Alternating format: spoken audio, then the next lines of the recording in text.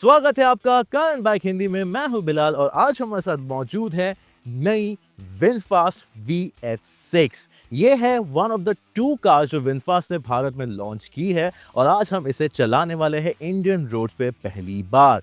तो हम देखेंगे कैसी है ये दिखने में, कैसा है इसका कैबिन, कैसा है इसका कंफर्ट, चलाने में ये कैसी है और क्या इसके टेक्स और फीचर्स काम करते हैं इंडियन कंडीशंस में। पर उससे इंपॉर्टेंट हम ये देखेंगे कि क्या VF6 रेडी है इंडियन कंडीशंस के लिए। पर आगे बढ़ने से पहले कान बाइक हिंदी चैनल को सब्सक्राइब करना ना भूलिए। अगर आपने अब तक नहीं किया है उस बेल आइकन को भी दबाइए ताकि आपकी और हमारी मुलाकात हो सके काफी फ्रीक्वेंटली।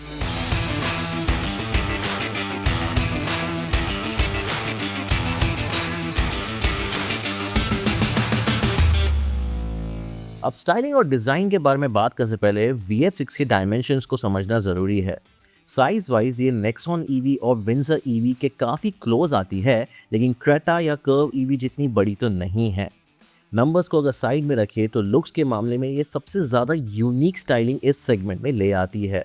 पर्सनली मेरे ओपिनियन में अगर आप फ्रंट में जो DRL जो पूरे फेस पे स्प्रेड हुआ है, इसे आप गौर से देखो तो ये मुझे रेजर बेल नाम के एक बर्ड की याद दिलाता है। आपका क्या ओपिनियन है इसके स्टाइलिंग के बारे में, हमें कमेंट सेक्शन में ज़रूर बताना। हालांकि जितनी ही ये क्यूट लगती है फ्रंट से, उतनी ही हैंडसम लगती है इसके रेयर से। ओवरऑल VF6 को देखने में कुछ अलग ही फील आता है और रोड पर आप इसे किसी और गाड़ी के साथ कंफ्यूज नहीं करोगे। तो इसका एक यूनिकनेस एक डेब्यू ब्रांड के लिए विन विन सिचुएशन बन जाता है।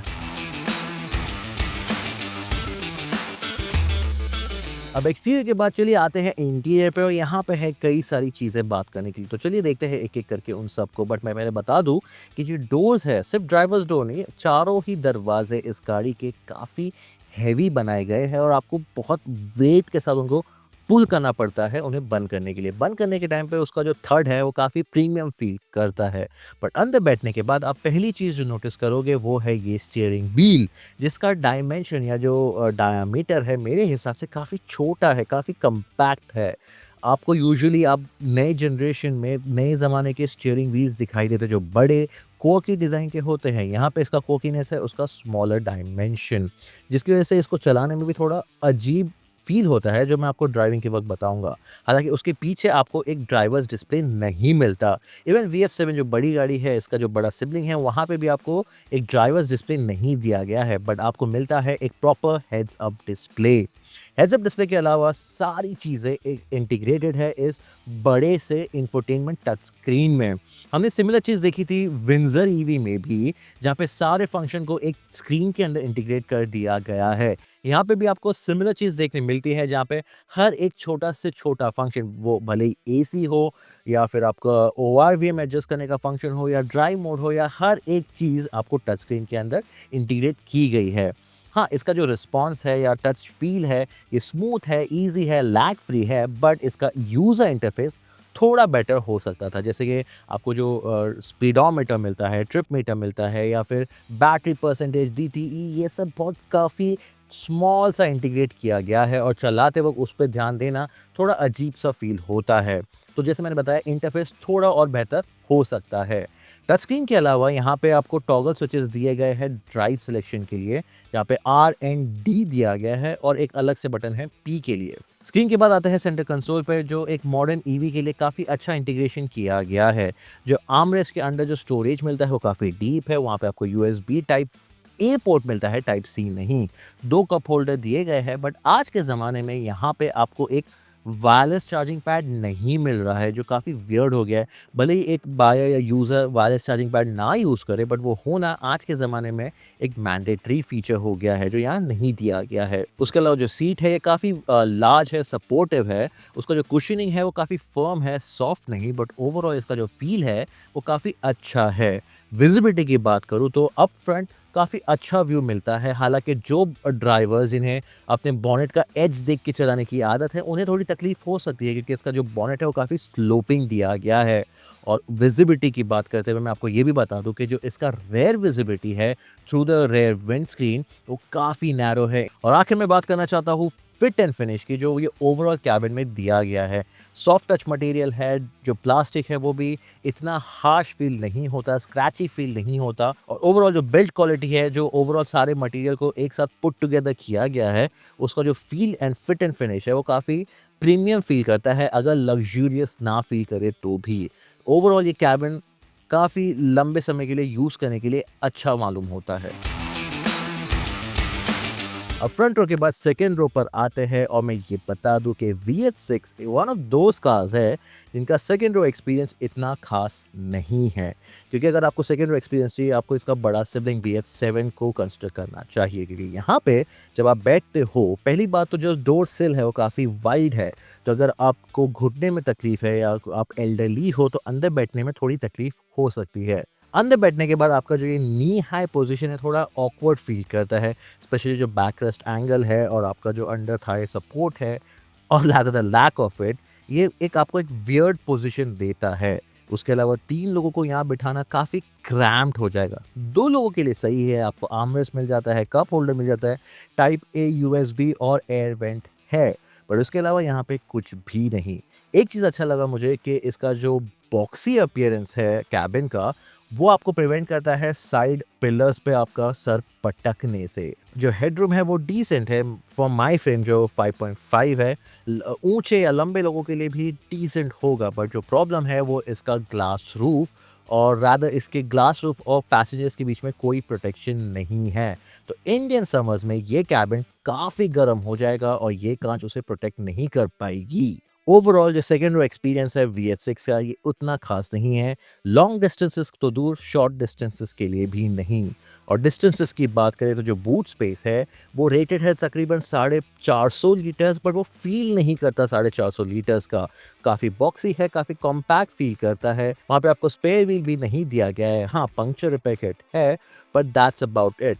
जो सेकेंड रो एक्सपीरियंस है VH6 का, ये बेहतर हो सकता था।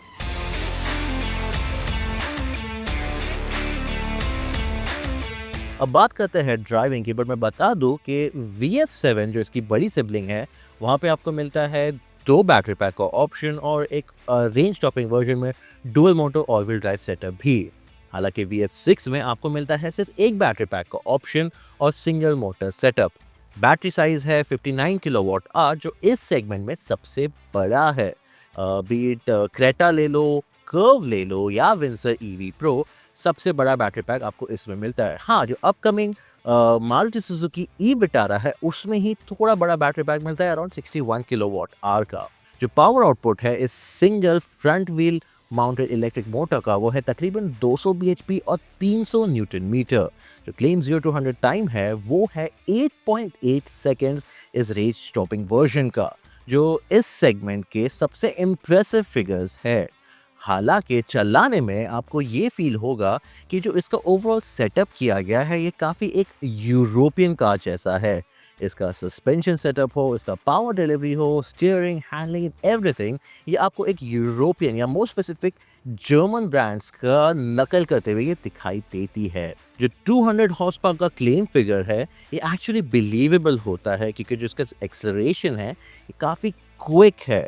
हाँ, ड्रामेटिकली क्विक नहीं है, बट क्विक ज़रूर है। इसका जो एक्सेलरेशन है वो कभी कभार अनलीनियर फील होता है, इतना क्विक है। हाँ, but at the same time यहाँ पे इसका जो वज़न है वो भी इस सेगमेंट में सबसे ज़्यादा है। ऑलमोस्ट 2 टन का वज़न लेकर भी इसका जो 200 हॉर्स पावर का जो आउटपुट है ये काफ़ी फन और क्विक फील होता है, नो मैटर आप क्या स्पीड कर रहे हो। हाँ, बट इसका डाउन साइड ये है कि फ्रंट एक्सल माउंटेड मोटर को इतना सारा हॉर्स पावर देने के साथ साथ स्टीयरिंग भी करना है, क्योंकि अगर आपका स्टीयरिंग थोड़ा भी टर्न्ड इन हो और आपने एक्सीलरेटर थोड़ा हार्ड दबाया तो फ्रंट व्हील्स कीप अप करने में थोड़ा स्ट्रगल करते हैं। हालांकि इसके अलावा जो बॉडी मूवमेंट है ये काफ़ी वेल सेटल्ड है। क्विक एक्सेलरेशन हो, ओवरटेकिंग हो या डायरेक्शन चेंजेस हो, इसका जो ओवरऑल सस्पेंशन सेटअप है ये स्टिफ होने के बावजूद हाई स्पीड स्टेबिलिटी बहुत उम्दा प्रोवाइड करता है। तो बॉडी मूवमेंट तो वेल कंट्रोल्ड है ही, हाई स्पीड या हाईवे स्टेबिलिटी भी काफ़ी अच्छी है इस VH7 की, सो आप हाईवे स्पीड काफ़ी आसानी से कर सकते हो। हालाँकि इसका नेगेटिव पॉइंट ये है कि स्लो स्पीड पे या फिर खराब रास्तों पे इसका जो बॉडी मूवमेंट में है, वहाँ पे ज़रा भी टॉलरेंस नहीं है। तो आपको हर एक इर्रेगुलैरिटी, बम्प्स, क्रीज़ेज़ ये सब कुछ केबिन के अंदर फ़ील होता है, जो काफ़ी अनकम्फ़र्टेबल भी आपको कर सकता है। उसके अलावा जो स्टीयरिंग है, ये जो पैडल स्टीयरिंग की बात कर चुका हूँ, काफ़ी कॉम्पैक्ट फ़ील होता है। आपका जो पोज़ीशन है इसको पकड़ने का, वो आप यूजुअली आपको आदत है ऐसा बड़े स्टीयरिंग को पकड़ने की, उसके कंपैरिज़न में ये स्टीयरिंग थोड़ा छोटा फ़ील होता है। हालाँकि इसका बेनिफिट ये है कि इसका जो टर्न इन है ये काफ़ी स्मूथ है। इसका जो डेड सेंटर है, उसके पास जो इसका मूवमेंट है वो काफ़ी क्विक है। जैसे मैंने बताया एक जर्मन कार को ये कॉपी कर रही है, तो ड्राइविंग इन्वॉल्वमेंट इस स्टीयरिंग से आपको काफ़ी अच्छा मिलता है। उसके अलावा ये जाती है 2 and half turns lock to lock. So ये ज़्यादा ऐसा गो-कार्ट लेवल क्विक नहीं है, बट इस कार के ओवरऑल पर्सनैलिटी को ये काफ़ी अच्छा सपोर्ट करता है, काफ़ी स्पोर्टी फ़ील करता है। इसके अलावा ये एक ईवी है, तो यहाँ पे आपको रीजेन तो मिलना ही है। 3 या 4 लेवल्स के रीजेन है, हालाँकि मैं आपको ये बता दूँ कि यहाँ पे कोई भी रीजन सेटिंग रीजन जैसी फ़ील ही नहीं होती है। इवन इसके हाईएस्ट सेटिंग पे अगर आप थ्रॉटल को छोड़ दो, तो ऐसा ज़रा भी फ़ील नहीं होता कि रीजन किक इन हो रहा है। तो वन पेडल सेटअप तो काफ़ी दूर की बात है। और हर मॉडर्न कार की ही तरह यहाँ पे ड्राइव मोड्स भी दिए गए हैं। हाँ, उसका बटन इस गियर सेलेक्टर के एंड में दिया गया है, उसको आप शिफ्ट करो, तो जो डिस्प्ले पे एक इतना-सा डिस्प्ले है कि इट्स बारली 0.1% इस एंटायर स्क्रीन का जो ऑक्यूपाई करता है स्पोर्ट मोड का डिस्प्ले। हाँ, इको एंड नॉर्मल मोड में आपको ज़्यादा डिफरेंस फ़ील ना हो, बट जो स्पोर्ट मोड है, ये काफ़ी ईगर है। अगर आप उसको सेम थ्रॉटल इनपुट पे सिटी या नॉर्मल मोड से स्पोर्ट मोड पे शिफ्ट करो, तो इंस्टेंटली 10 टू 20% स्पीड इंस्टेंटली बढ़ जाता है। उसे चलाने में काफ़ी मज़ा आता है।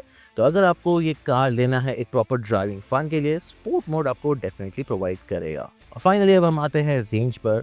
और हाँ, जो कम टाइम हमें इस कार के साथ मिला है, वहाँ पे हम 100% to 0% in the real world condition इसका रेंज टेस्ट नहीं कर पाए। पर मैं आपको ये बता दूँ कि मैंने अभी जस्ट 50% का मार्क टिप किया है, और 50% मार्क और बैटरी रिमेनिंग पे मुझे जो रिमेनिंग किलोमीटर्स या डीटीई दिखा रहा था, वो था तकरीबन 230 किलोमीटर्स। जो इसका क्लेम रेंज है वो है 463 किलोमीटर्स अंडर एमआईडीसी साइकिल। हाँ, इस बड़े बैटरी पैक के साथ थोड़ा और बेटर क्लेम रेंज एक्सपेक्टेड था, जैसे हर इंडियन मैन्युफैक्चरर्स क्लेम करता है। हालाँकि अगर देखा जाए तो ये एमआईडीसी साइकिल के काफ़ी करीब जाएगा इसका रियल वर्ल्ड रेंज टेस्ट।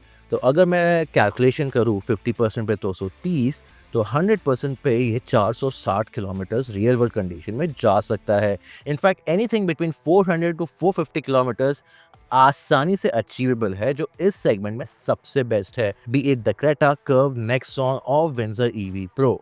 हाँ, शायद अगेन ई विटारा इससे बेहतर हो सकती है, बट फिलहाल इसका रेंज 400 से 450 के बीच में इजीली अचीवेबल है। तो ये थी विनफास्ट की VF6। हाँ, इसमें कई सारी खामियां हैं, बट इसमें कई सारे लवेबल फैक्टर्स भी है। जैसा हमने देखा, ये चलाने में फैंटास्टिक है, इसका परफॉर्मेंस काफ़ी स्ट्रॉन्ग है, इसका रेंज और बैटरी भी इसके सेगमेंट के कंपैरिजन में काफ़ी बेटर है। उसके अलावा इसका जो एर्गोनॉमिक्स है ये परफेक्ट नहीं है, बट जो बिल्ड क्वालिटी है वो बेहतर है इसके कंपटीशन से और इसके प्राइस टैग से भी। हाँ, इसमें खामियां ये है कि सेकेंड रो एक्सपीरियंस सबके लिए नहीं बना। अगर आपको सेकेंड रो एक्सपीरियंस चाहिए तो आपको देखना चाहिए इसका बड़ा सिबलिंग VH7। ये है एक स्पोर्टी एसयूवी जो ड्राइविंग फन ऑफर कर रही है। फीचर लिस्ट इसका लंबा है और इस सेगमेंट से भी बेटर है। बूट स्पेस इतना प्रैक्टिकल नहीं है, ओवरऑल कैबिन भी उतना प्रैक्टिकल नहीं है जितना एक्सपेक्टेड था, especially second row. But overall इसका जो ओवरऑल कैरेक्टर बनाया गया है ये काफ़ी यूनिक है। जैसे मैंने कहा, इस कार में एक कैरेक्टर है जो इसके सेगमेंट में कोई और कार में शायद ना हो, और ये एक नया ब्रांड होने के बावजूद इसने अपने डिज़ाइन से एक अपना आइडेंटिटी बना ली है। हालांकि ये नया ब्रांड है, इसको इंडिया में एस्टैब्लिश होने अब थोड़ा और टाइम लगेगा। जो हाईएस्ट सेलिंग ईवीज़ है इंडिया में, उनके मैन्युफैक्चरर्स काफ़ी वेल एस्टैब्लिश है, उनका सेल्स एंड सर्विस नेटवर्क काफ़ी फैला हुआ है। जो एक सबसे बड़ा चैलेंज है विनफास्ट को इंडिया में अपने प्रोडक्ट को सक्सीड करने के लिए। पर अगर इन खामियों को हम नज़रअंदाज करें तो एक VF6 एक काफ़ी वेल पुट टुगेदर प्रोडक्ट के सामने पेश आती है। और अगर आप एक ईवी बायर हो जिन्हें चाहिए एक sporty fun to drive not so practical EV जो आप डेली ड्राइव कर सको, लॉन्ग कम्यूट कर सको और ओवरऑल आप एन्जॉय कर सको, तो VF6 आपके लिए एक गुड चॉइस हो सकती है, स्पेशली इस सेगमेंट और इस प्राइस ब्रैकेट में। तो ये थी VF6 आपके लिए। मैं उम्मीद करता हूँ ये वीडियो आपको पसंद आया। अगर आपको पसंद आया तो इसे लाइक ज़रूर कीजिए और ये उनके साथ शेयर कीजिए जो एक इलेक्ट्रिक एसयूवी खरीदने का सोच रहे हैं और VF6 शायद वो कंसिडर कर सकते हैं, स्पेशली इसके वेल एस्टैब्लिश राइवल्स के कंपैरिजन में। और अगर आपको कोई और सवाल है इस गाड़ी से रिलेटेड जो मैंने इस वीडियो में कवर नहीं किया, तो वो भी कमेंट सेक्शन में लिख भेजिए एंड मैं डेफिनेटली उनको इंडिविजुअली एड्रेस करने की कोशिश करूँगा। पर इस वीडियो में इतना ही। मैं हूँ बिलाल, लेता हूँ आपसे विदा, फिर मिलते हैं।